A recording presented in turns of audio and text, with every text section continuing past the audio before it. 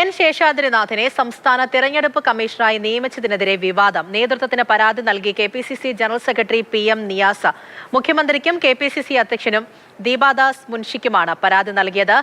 Rahul G Nath വിവരങ്ങളുമായി ചേരുന്നുണ്ട്. രാഹുൽ, മറ്റൊരു നിയമനത്തിൽ ഇപ്പോൾ വിവാദം വരികയാണോ? എന്താണ് അറിയുന്നത്?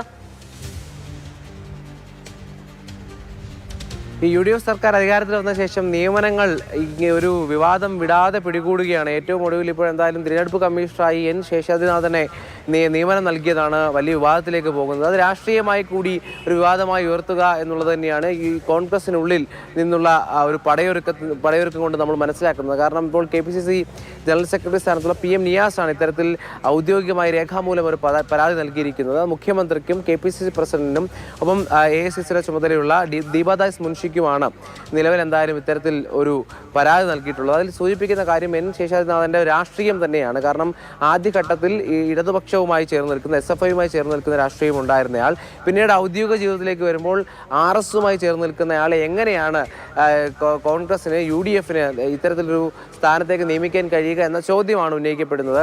അപ്പോൾ ഈ ചോദ്യം ഇത് ഒരു പക്ഷേ ഈ ജനറൽ സെക്രട്ടറിയുടെ മാത്രം അഭിപ്രായമായിട്ടല്ല പറയപ്പെടുന്നത്.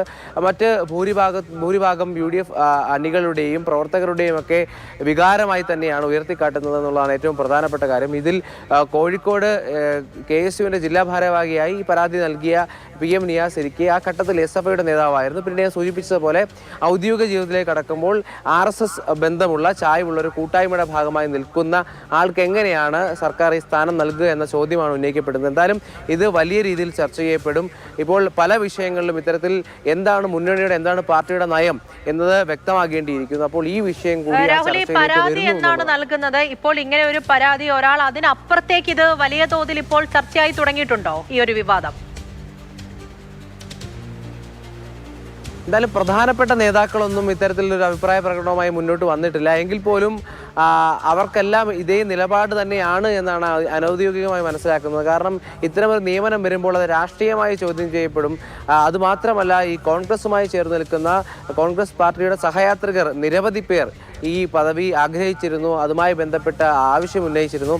അവരെ ആരെയും പരിഗണിക്കാതെ എൻ ശേഷാദ്രിനാഥനെ കൊണ്ടുവരുമ്പോൾ അത് എത്തരത്തിലുള്ള ആശയമാണ്, എത്തരത്തിലുള്ള നയമാണ് മുന്നോട്ട് വെക്കുന്നത് എന്ന ചോദ്യം തന്നെയാണ് ഉയർന്നു നിൽക്കുന്നത്. നിലവിൽ എന്തായാലും കഴിഞ്ഞ ദിവസമാണ് ഇത്തരത്തിൽ ഒരു ഔദ്യോഗികമായൊരു പരാതി നൽകിയിട്ടുള്ളത്. ഇതെങ്ങനെ പാർട്ടി പരിഗണിക്കുമെന്നുള്ളത് ഏറ്റവും പ്രധാനപ്പെട്ട കാര്യമായി മുന്നിൽ നിൽക്കുകയാണ്.